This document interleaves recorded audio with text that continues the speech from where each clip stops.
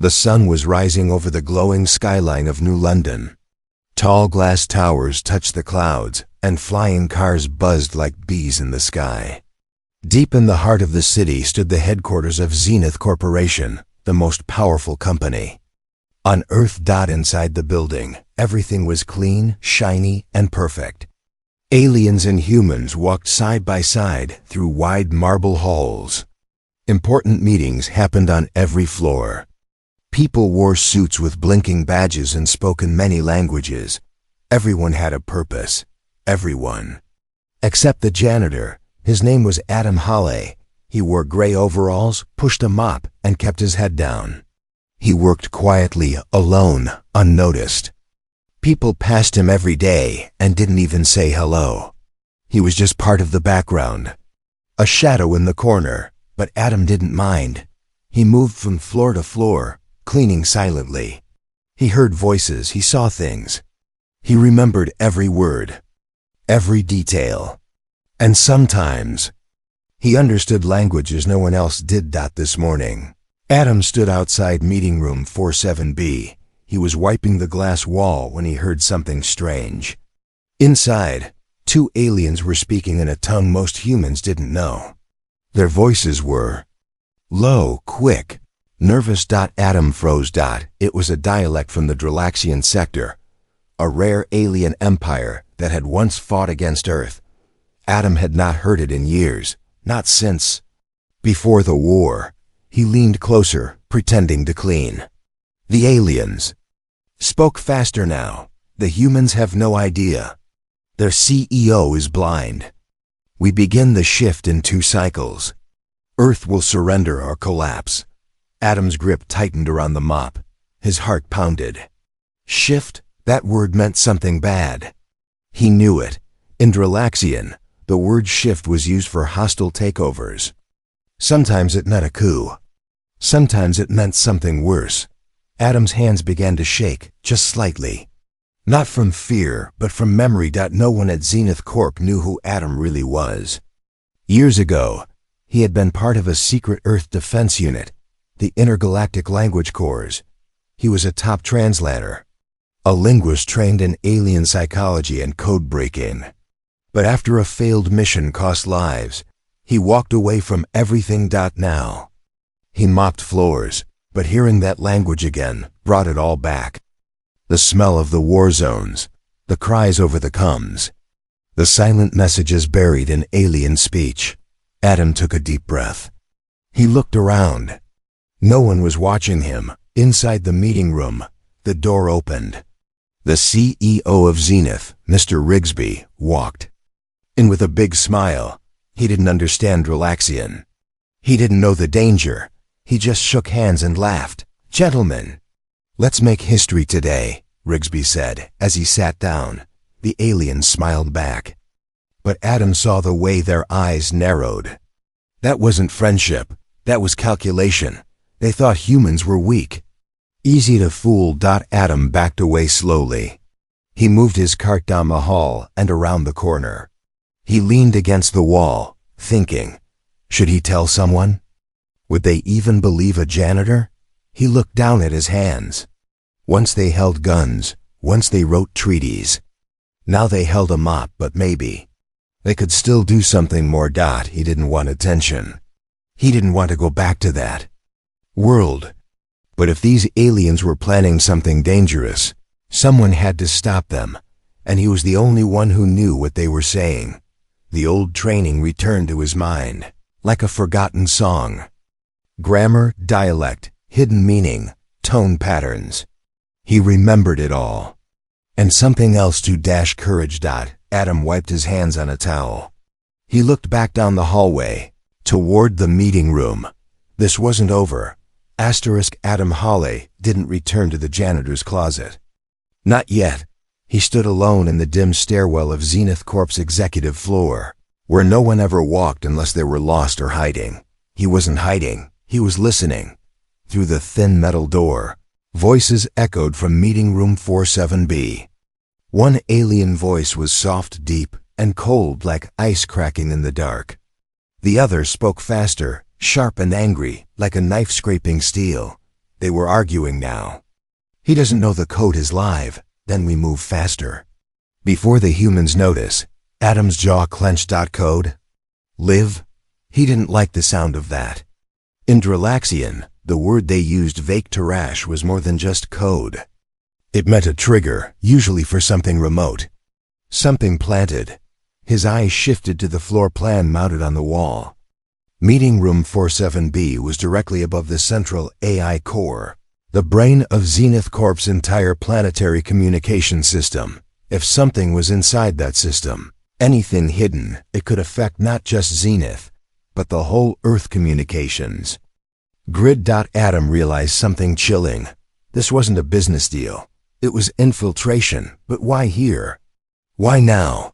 The alien voice dropped low again, almost a whisper. Once the shift begins, human command will fall in minutes.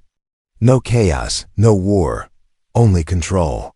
A silence followed, then laughter. Not loud, but cruel. Adam stepped back, his fingers curled into a fist. He had to act, but how? He was just a janitor now.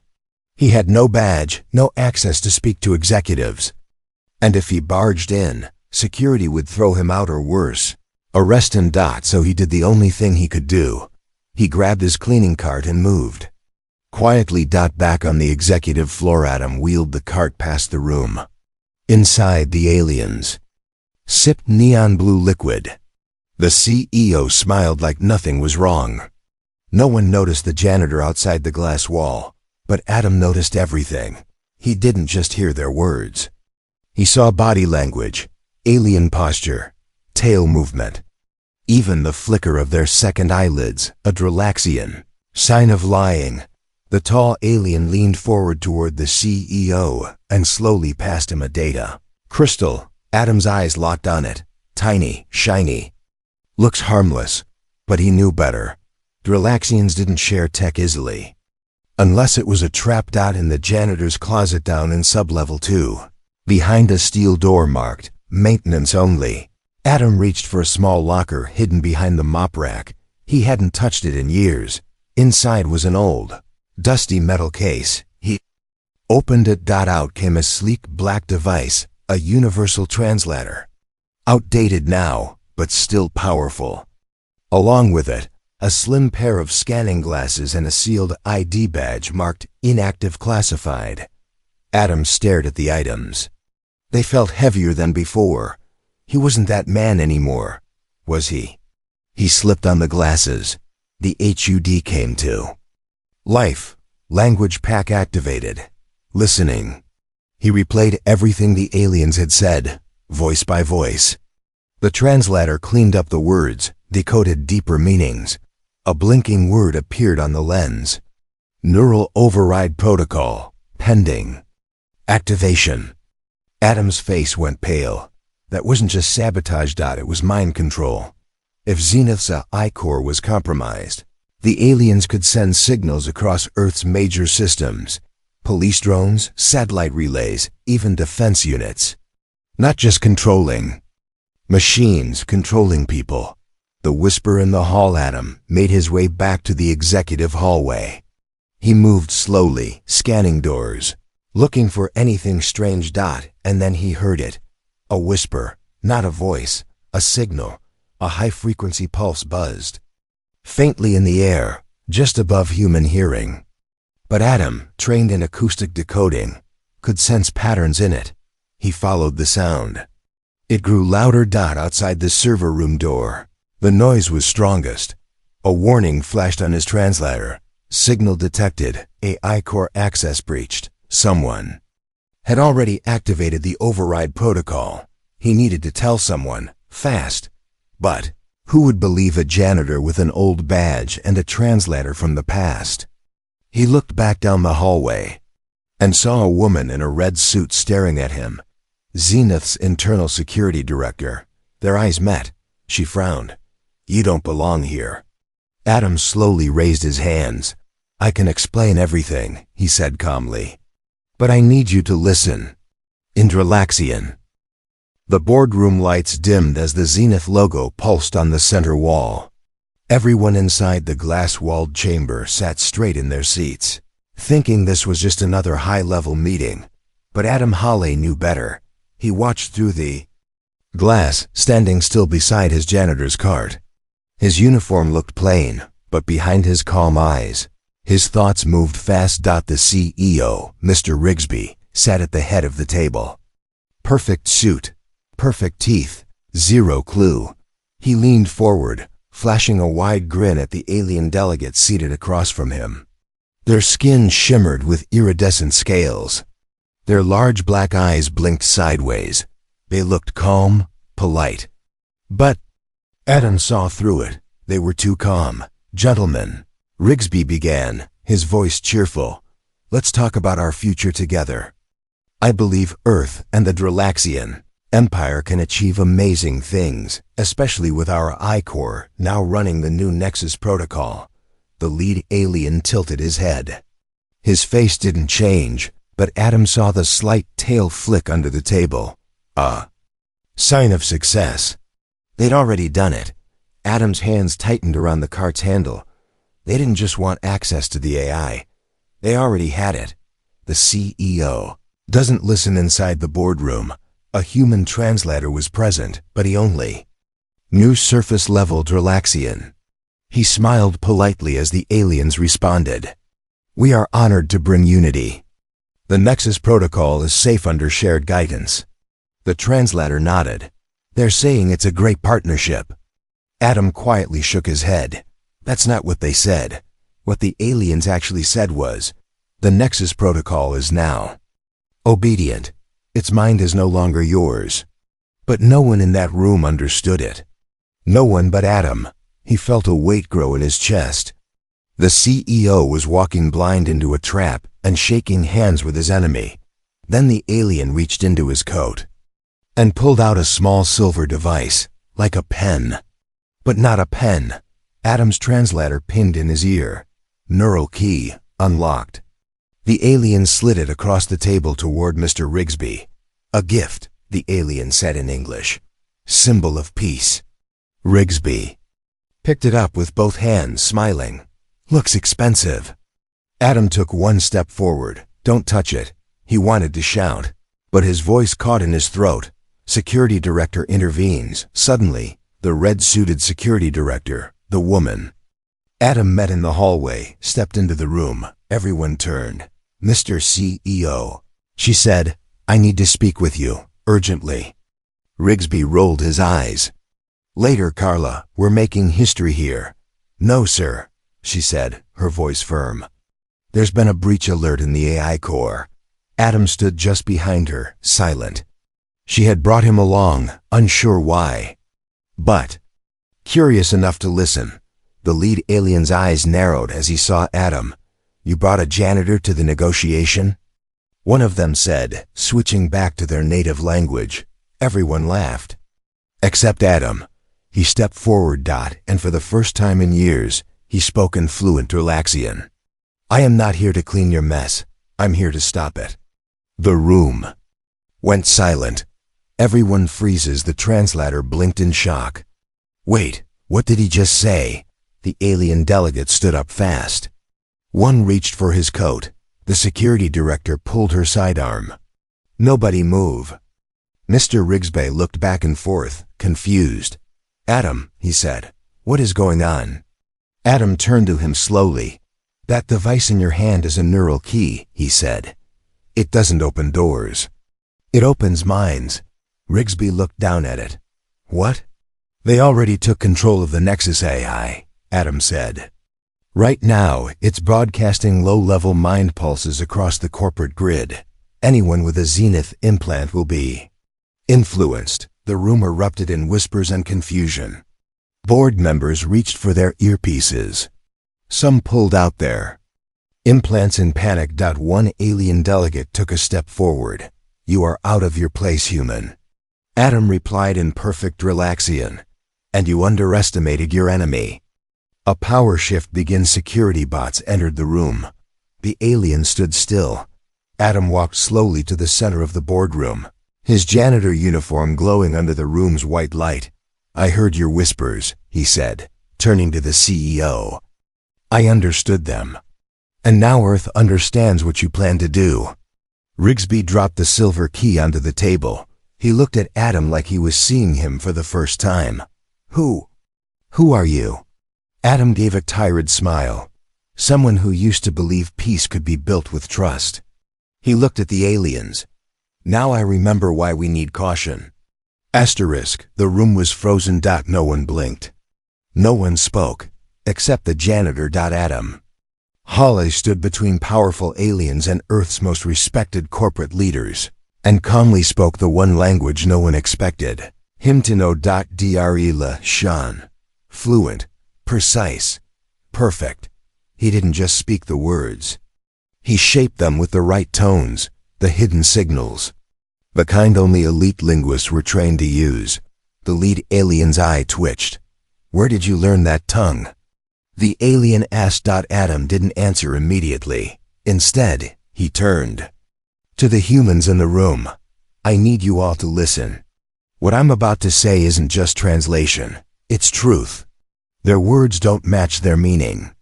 He raised a small device, an old translator chip, patched into Zenith's room audio. He replayed the alien's recent sentence. The translated voice said, "We bring peace and balance." Adam shook his head. That's what they want us to hear, but in reality. He rewound the same sentence, played the real meaning. We bring submission and silence. Mouths dropped open. Even the CEO, Mr. Rigsby, looked pale now. His confidence melted away. You're saying this whole thing, this agreement, it's a trick? Adam nodded. It's not a deal. It's a quiet invasion. Correcting the ambassador, the Drelaxian ambassador stepped forward. You misunderstand our dialect, he said coolly. Your human ears often confuse layered phrasing. Adam tilted his head. Is that so? He took a deep breath. Then replied. Using High Drelaxian, a formal royal variant spoken only among nobility. Not only that, he corrected the alien's grammar, out loud. In front of everyone. If you're going to lie in your native language, at least pronounce it right. Your suffix was placed on the wrong root verb, and your honor form? It slipped to slave tier level. The ambassador's face turned green-blue. Sign of embarrassment in Drelaxian culture. The other aliens hissed quietly. It was a massive insult. The humans had no idea what Adam had just done, but the aliens? They felt the shame like a slap. The security director steps up. Carla, the security director, stood beside Adam now. She didn't understand the alien language, but she could read the tension. She whispered, Are you sure about all this? Adam nodded. Positive. They've already activated the override. It's just waiting for a command. One signal from that gift, and the AI will push influence to every Zenith-linked mind on Earth. Carla turned toward the guards at the door. Secure the device, she ordered. Lock down the core. No uplinks. The guards moved fast. One alien delegate reached toward his belt. Adam stepped between them. Try it, he said in Drelaxian. And I'll recite the full contents of your memory crystal in front of every human here. The alien froze. You wouldn't dare. Adam smiled. I was trained to do much worse. The room changes now. The board members saw Adam differently. No longer a janitor, not a translator, something else. Someone who understood war and peace. And the power of language. One executive whispered, Who is he? Carla answered quietly. The kind of man who stops wars before they start. The CEO finally stood. His hands trembled. I trusted them. I thought this was progress. Adam turned to him, firm but calm. Progress doesn't mean surrender. Especially not with a smile. He walked to the center of the room, where the holographic table still showed the digital handshake between Earth and the Drelaxians. With a quick tap, he cut the connection. The handshake vanished. The message. Adam turned to the alien delegates. One final time. You spoke in secret, thinking no one would understand. He looked around the room. then raised his voice slightly. But Earth listens now. The silence stretched like a drawn wire. Finally, one alien bowed their head. You've made your point, human. Adam replied, still in Dralaxian. This wasn't about making a point. This was about making a choice. And today, Earth chooses freedom. Adam Hale sat alone on the rooftop of Zenith Corp. Far above the noise of Earth and alien voices. Below him, the city pulsed with light. Drones zipped across the skyline. News feeds blared updates, and every channel asked the same question. Who is the janitor that exposed the alien plot? But Adam didn't care about the noise. His mind was somewhere else, years in the past, on a mission that never left him. 10 years ago. The outpost. There was a time when Adam didn't push a mop. He wore black tactical gear, a neural headset, a translator embedded into his jaw. He wasn't a janitor then. He was Agent Howell, ranked linguist in the Intergalactic Human Language Corps, a shadow team built to decode alien tech and prevent silent wars. Their mission: stop conflicts before they began. Using language as their weapon, he had been stationed at Outpost 9, near the Dralaxian border. It was a peaceful place, or so they thought. One day, a communication came through. A distress call, short, scattered, in a dialect no one else could understand, but Adam decoded it in minutes. They are here, they are inside, we trusted them. He warned command, but no one believed him. The diplomats overruled the signal. They said it was paranoia. Hours later, the station was gone. Destroyed, dozens of lives lost, all because the words were ignored. And Adam never spoke again. Back in the present, the wind blew gently across the rooftop as Adam held a small silver pendant in his hand. It was the only thing he kept from that mission, a translator key engraved with names of his lost team. He stared at it for a long time. He hadn't just walked away from his job. He had buried his identity, took the lowest job he could find. Hid in plain sight. Being a janitor gave him peace. Silence. No orders. No failure. But now, he was back in the spotlight. And Earth was in danger again. A visit from the past. The rooftop door creaked open. Carla, the security director, stepped out holding 2 coffee cups. She walked over and sat beside him without saying anything at first, then handed him a cup. I ran your ID through old military logs, she said. Most of your file was blacked out. But I saw one word. She paused. Survivor. Adam didn't look at her. Everyone else on that mission died. I lived. And disappeared. She nodded. Until today. He finally looked up. I didn't plan this. I didn't want any of this. I just wanted to clean floors. Carla smiled faintly. You cleaned more than that today. Public reaction inside the building. Zenith's media board was flooded with messages. Some praised Adam as a hero. Others questioned how a janitor gained access to classified knowledge. But what caught Adam's attention was a message from the UN Interplanetary Council. Mr. Hale, your skills are needed. Please report for briefing at Sector 12.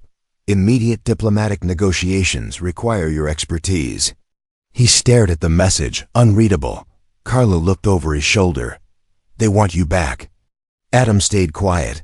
Then he replied slowly, I don't want war. You might be the reason it doesn't happen, she said. One more truth. Before she left, Carla asked him something. You said something in the boardroom today, when you corrected the alien ambassador. Adam nodded. She squinted. What did you really say? Adam chuckled softly. I told him his accent made him sound like a first-year hatchling trying to recite politics in front of his mother. Carla blinked, then burst into laughter. For a quiet guy, you sure know how to make an impression. He looked out across the city one more time. I learned the hard way that silence doesn't stop wars. He stood up. I'm ready to speak again. Asterisk, the room was dark, cold, and silent, built for secret talks.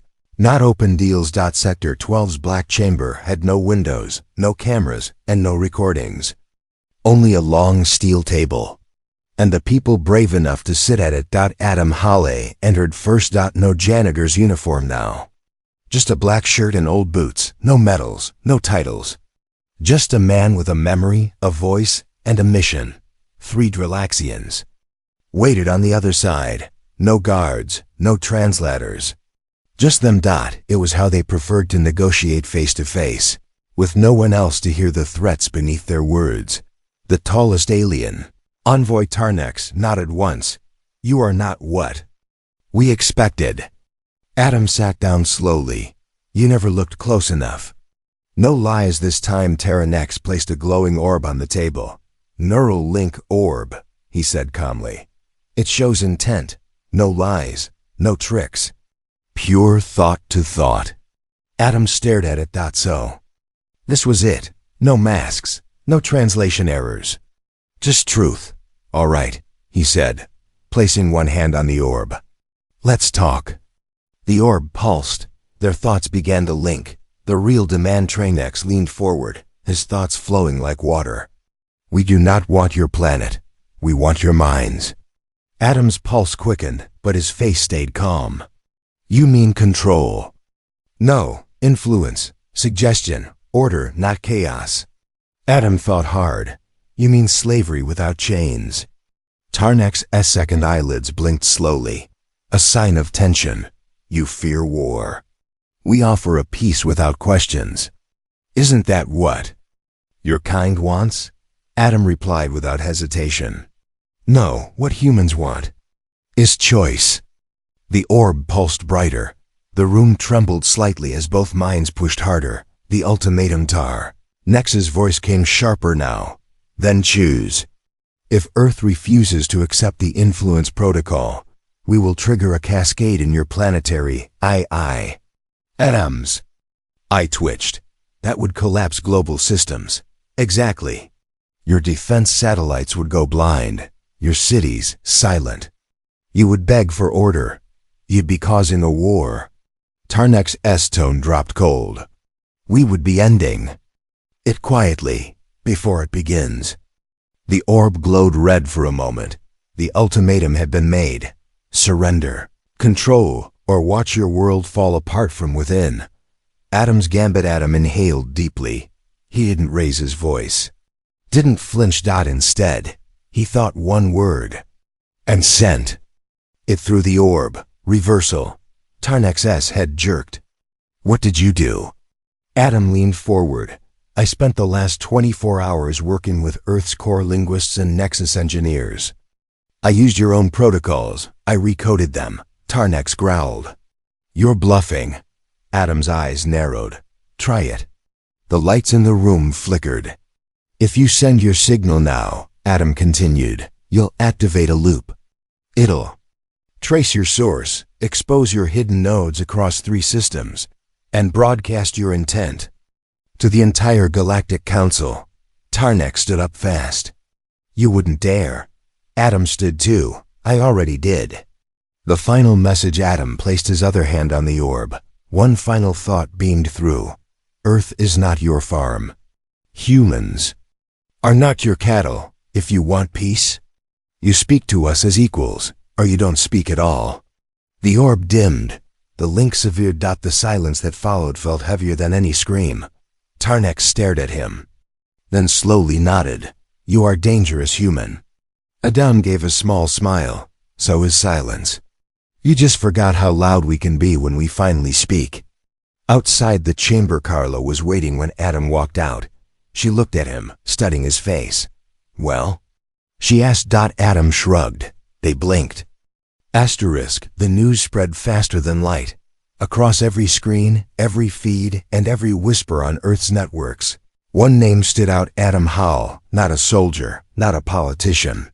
Not a hero in a shining uniform, just a man in worn-out boots. Who once cleaned the floors of Zenith Corp and ended up saving the planet from a silent war. The Ceremonier Grand Hall had been prepared in New Geneva, under the glass dome of the Earth Unity Council. Leaders, scientists, soldiers, and diplomats filled every seat. Flags from across the galaxy floated above them, swaying an artificial wind. At the center, Adam stood still, wearing the same black shirt from Sector 12. The only thing new was the silver medal now pinned to his chest, the intergalactic peace honor, the highest award Earth had ever given. He didn't smile. He didn't raise his hands. He just stood quietly, staring at the floor beneath his boots, the kind of floor he used to mop. The president stepped forward, with no weapons, no army, and no permission. This man stopped a global system collapse. He turned a war into a conversation. He reminded us that listening, really listening, can be stronger than 1,000 drones. The crowd stood. But Adam didn't move. Later that night, far from the flashing lights and the applause, Adam sat alone again, this time on a bench overlooking a quiet lake. Carla approached, 2 mugs of tea in hand. "You hate crowds, don't you?" she said, sitting beside him. "I hate medals more," Adam replied with a half smile. "You earned it. I didn't want it." Carla looked at him, serious now. "Then why did you do it?" Adam took a slow breath. "Because I remembered what silence cost me last time." Back to the beginning, the next morning, Adam walked into the Zenith Corp tower, but not through the front doors. He entered through the side. Maintenance access 3. Just like before, some of the staff turned to stare. Some whispered. Some even pulled out their phones. Adam ignored them all. He pushed a mop bucket through the same marble hallway he had walked for years. Same boots. Same rhythm. Same man. A young intern ran up to him, eyes wide. "Excuse me, you're him, right?" "Adam Hulle?" Adam stopped. Looked at the mop. Looked at the kid. "I'm just here to clean the mess," he said calmly. Then he pushed the cart forward. One last message on the 47th floor, the same place it all began. Adam left something taped to the glass wall of the boardroom, a small note, written in both English and perfect Dre Les Shan. It said, "Next time, listen to the quiet ones. They hear what you don't." Final scene. Far above Earth in orbit, the Galactic Council surveillance ship played back a recording. It was a Dralaxian diplomat reporting to their homeworld.